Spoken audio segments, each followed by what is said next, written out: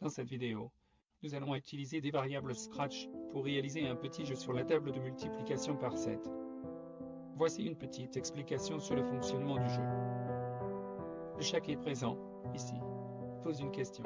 On voit cette fois un par exemple. L'utilisateur a la possibilité, ici, de répondre la bonne valeur et de valider ici. Lorsque la bonne réponse est donnée, le chat dit « Bonne réponse » et le compteur, donc la variable qui est ici. Le compteur passe au point supérieur. Si au contraire, la réponse est mauvaise, le chat indique « Mauvaise réponse » et le compteur diminue de 1. Pour que le jeu puisse s'arrêter, on va limiter le nombre d'essais de bons résultats à 5.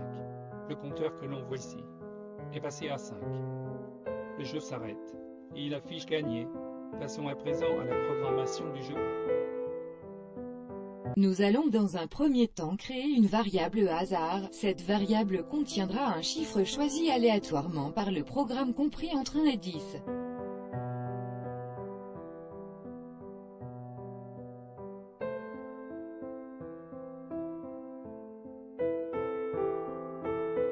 Comme on peut le constater, elle apparaît pour l'instant dans le jeu, nous la cacherons plus tard. On voit que pour l'instant cette variable contient le chiffre 0, si nous ajoutons 1 à cette variable, son contenu change dans le jeu.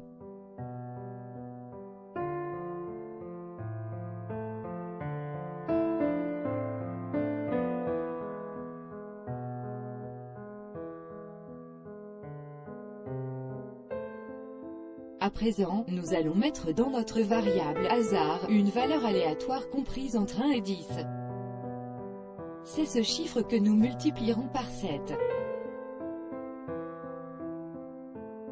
Si on clique sur ce bloc, on voit que le chiffre choisi aléatoirement est 5. À présent nous allons créer le dialogue du chat. Il devra demander que vaut cette fois chiffre au hasard et attendre la réponse. Pour cela, dans la case « What is your name ?», on va ajouter un opérateur regroupant que vaut cette fois et la variable hasard.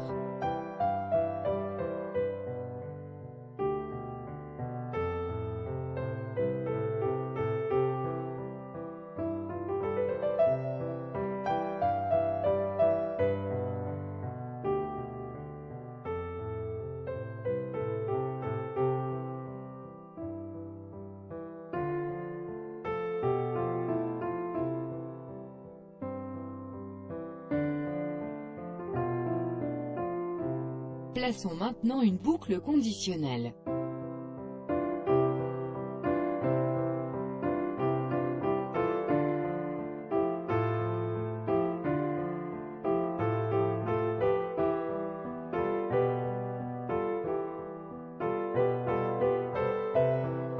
Cette boucle sera conditionnée par la réponse attendue. Cette réponse devra être égale au contenu de cette fois la variable hasard.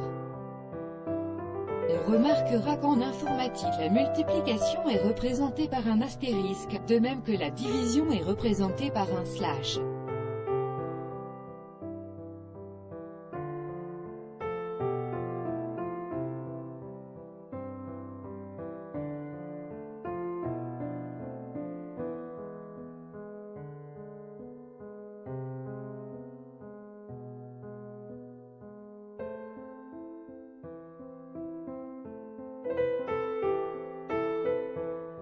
Si la condition est remplie, c'est-à-dire que le résultat est correct, nous allons faire dire au chat « Bonne réponse » pendant 2 secondes.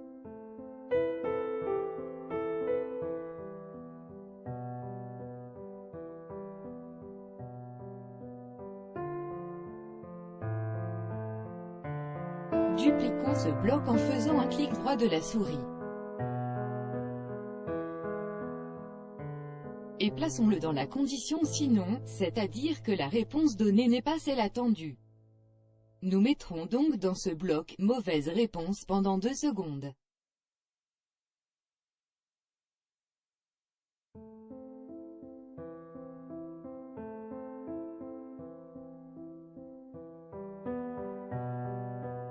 Cette boucle devant se répéter pendant toute la durée du jeu, nous allons mettre tous ces blocs à l'intérieur d'une boucle, répétée indéfiniment.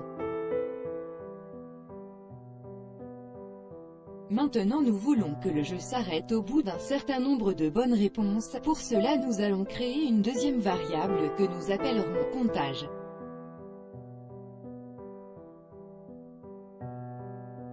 Nous devons initialiser cette variable à 0 au début du jeu. Cette mise à 0 s'effectue qu'une seule fois, donc elle sera en dehors de la boucle de répétition.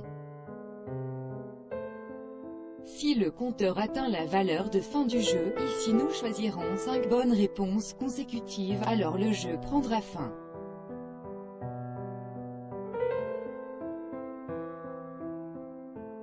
Pour que le jeu puisse démarrer en cliquant sur le drapeau vert, nous devons mettre l'événement quand drapeau vert cliqué.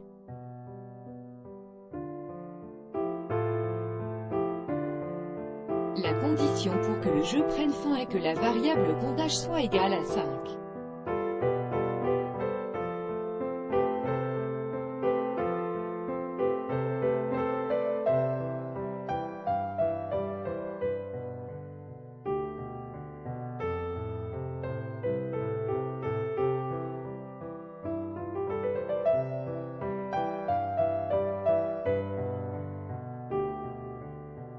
Il ne faut pas oublier d'ajouter 1 à la variable comptage lorsque la réponse est bonne.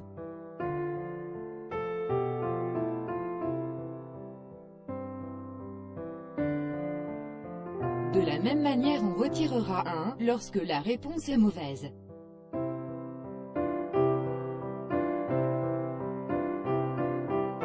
Nous voulons voir apparaître le mot « gagner » lorsque la personne a donné 5 bonnes réponses à la suite, et ensuite arrêter le jeu.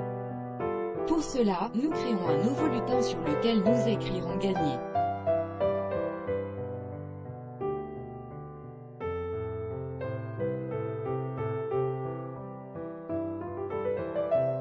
Il faut choisir la police la plus pertinente pour ce mot, nous la choisissons dans « fonte ».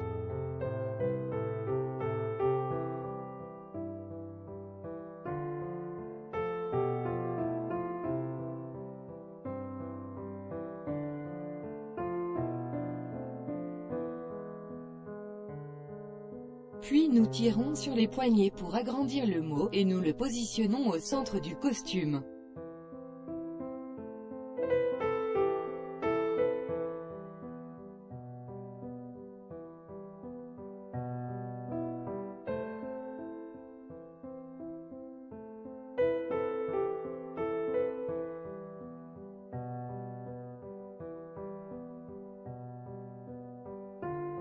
On le met au-dessus du chat dans la scène. Il reste à créer le script du lutin « Gagner ». Prenons l'événement quand drapeau vert est cliqué. On prend une boucle répétée indéfiniment, dans laquelle on glisse le bloc caché afin de ne pas montrer « Gagner » au départ.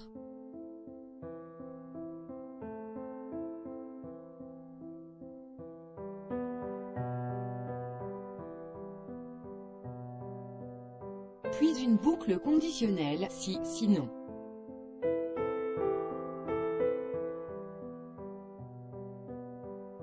Et si la condition comptage égale 5 est vraie.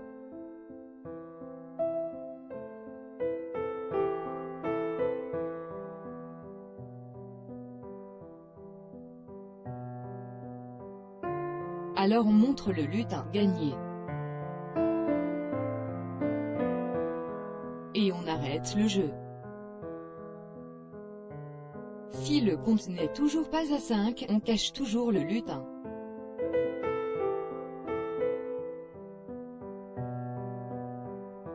La variable hasard ne doit pas être visible, on la cache en la décochant. Idem pour la réponse.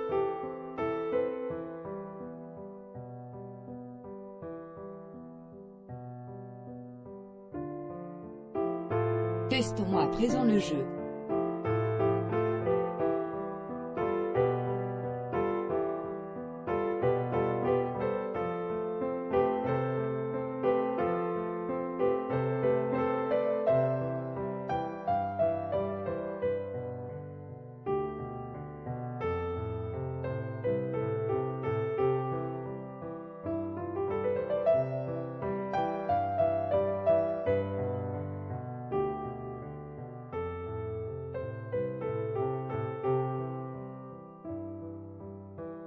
Le jeu fonctionne, on pourra l'améliorer par exemple en cachant le chat à la fin, ou en affichant « perdu » si le compteur devient négatif.